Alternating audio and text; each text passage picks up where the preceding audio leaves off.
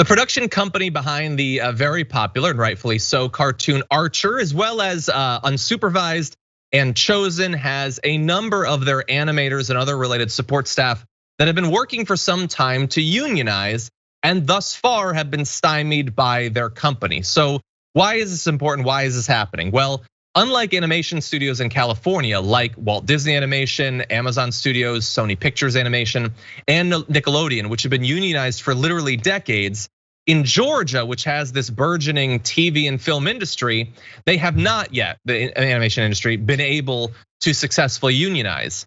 And a character designer for Archer, Mo Ballinger, says one of the reasons they're pushing for it isn't just for their 153 employees that they want to get in this union.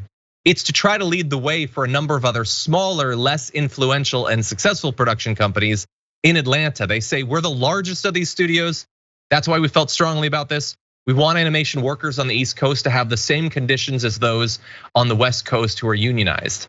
And apparently they began this process a couple of years ago with hopes of increasing their job security when shows are being canceled, studios downsized, jobs are frequently outsourced. You've probably heard stuff like this about animation and special effects people for some time. They do incredibly crucial work and they are generally just ignored by the industry and nobody cares what happens to them. They do fabulous work that gets Oscars and then they all get fired.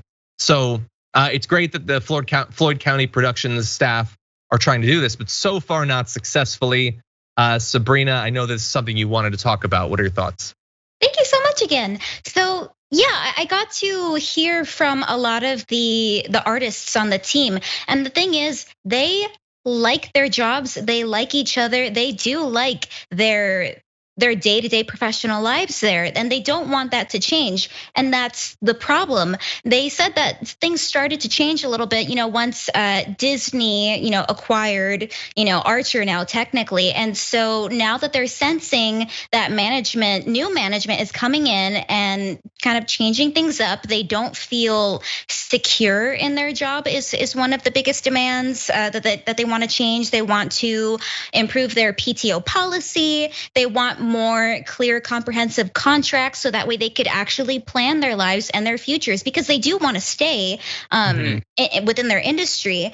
And they want equal pay for equal work. What a concept. It seems like their demands aren't even that high. And luckily, they're treated okay, but they do understand that they are one of the bigger production companies in the area. And they do maybe want to set a little precedent in Georgia, since Georgia is kind of a big spot next to California for production. And so they've been working with the Communication Workers of America. And so they already voted. Vast majority of them want to unionize, but it's the management that's actively not recognizing their union, which is the problem. So they had to go and file an unfair labor practice charge. And I think that's where they are right now. So as of right now, management has actually lawyered up themselves with a notorious union busting law firm.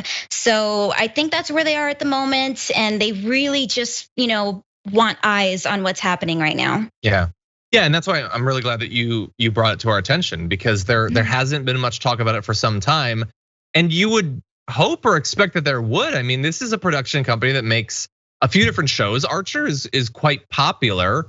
There's a number of high profile people who are on the show. I don't know to what extent they're supportive or talking about it. I think that would be great.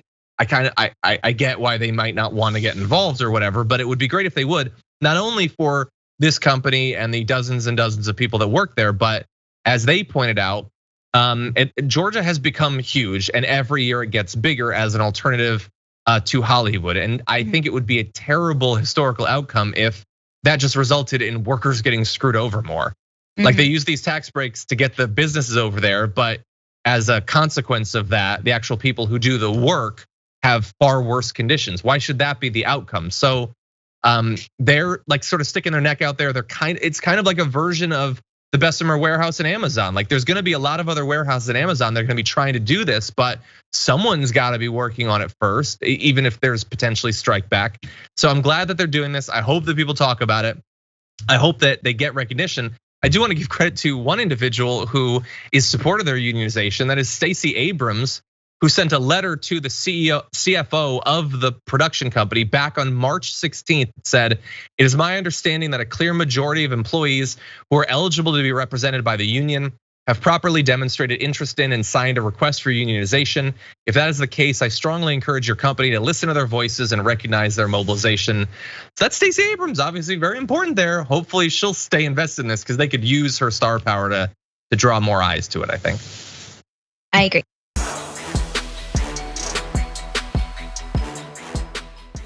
Check out the Damage Report podcast each day, wherever you get your podcasts, whether Pocket Casts or Stitcher or iTunes. You can join me as I give you the news and stories you want, with a range of co-hosts and interview guests jumping in on the fun each day. Again, that's the Damage Report, wherever you get your podcasts. And if you get them at iTunes, don't forget to rate and review. Sometimes I'll read them live on the show.